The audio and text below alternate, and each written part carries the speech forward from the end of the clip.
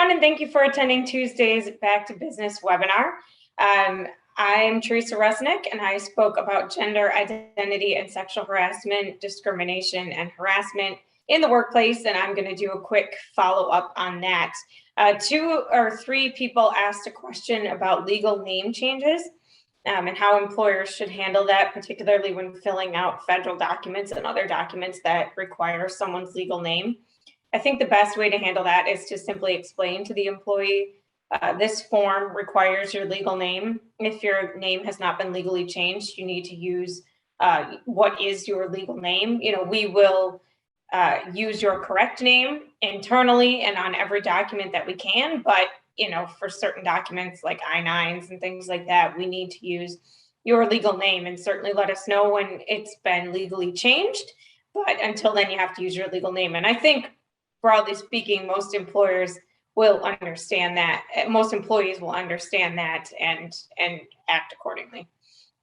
Another question I got a couple of times is about accommodations for people who are transitioning genders. As you know, or as most of you probably know, at times people who are transitioning genders can take medications or have medical procedures.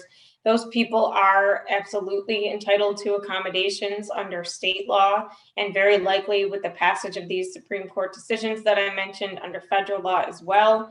So you would have to accommodate somebody if they had a serious health condition arising from their medical procedures for transitioning under the FMLA.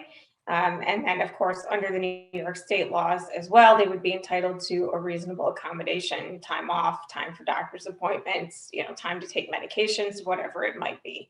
There is also still out there, and you'll find this in the New York State Human Rights Law guidance from the Division of Human Rights, a diagnosis called gender dysphoria, which is defined as a conflict between a person's physical or assigned gender and the gender with which they identify.